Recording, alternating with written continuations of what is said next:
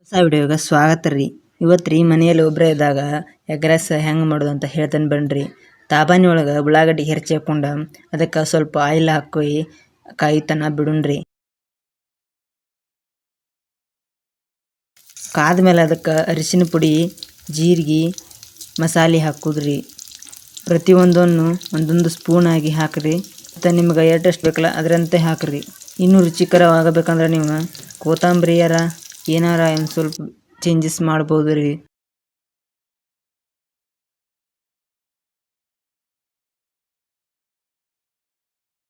ಹಂಗೆ ಸೈಡಲ್ಲಿ ಅನ್ನ ರೆಡಿ ಐತ್ರಿ. ಅದಕ್ಕೂ ಸ್ವಲ್ಪ ರುಚಿ ಹಾಕಿ ಮಿಕ್ಸ್ ಮಾಡಿರಿ. ಅದನ್ನು ರೆಡಿ ಮಾಡಿ ಇಟ್ಕೋಬೇಕ್ರಿ ಮೊದಲ, ಇಲ್ಲಾಂದ್ರೆ ಆಮೇಲೆ ನೆನಪಾಗೋದಿಲ್ಲ ರೀ. ಮೇನ ಖಾರ ಹಾಕೋದು ಮರಿಬೇಡ್ರಿ, ಯಾಕಂದ್ರೆ ರುಚಿ ಬರೋಕೆ ಖಾರ ಬೇಕ್ರಿ.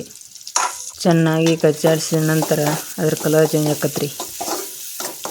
ಹಂಗೆ ಇದನ್ನು ತಾಬಾನಿ ಕಚ್ಚಾಡಿಸಿ ಮಿಕ್ಸ್ ಮಾಡೋಣ ಬರಲ್ಲ.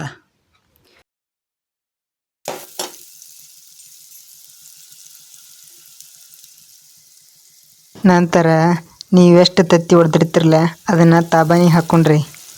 ತಾಬಾನಿಗೆ ಹಾಕಿ ಮಿಕ್ಸ್ ಮಾಡೋಕೆ ಸ್ಟಾರ್ಟ್ ಮಾಡೋಣ ಬರಲ್ಲ.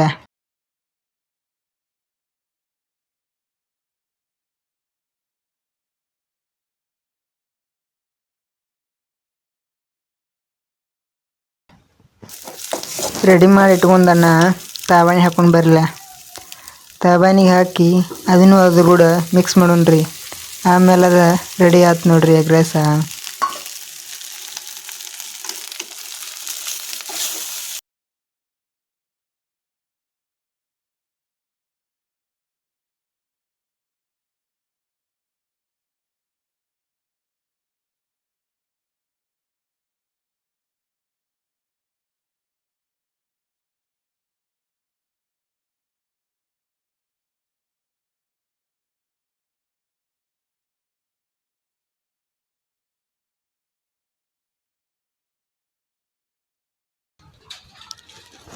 ಮೊದಲಿಲ್ಲಿ ಹಾಕ್ಲಿಲ್ಲ ಅಂದ್ರೆ ಕೊತ್ತಂಬರಿ ಈಗ ಮ್ಯಾಲೆ ಹಾಕಿ ಒಂದು ಫೋಟೋ ತಕ್ಕೋರಿ, ಚಂದ ಕಾಣ್ತೈತಿ.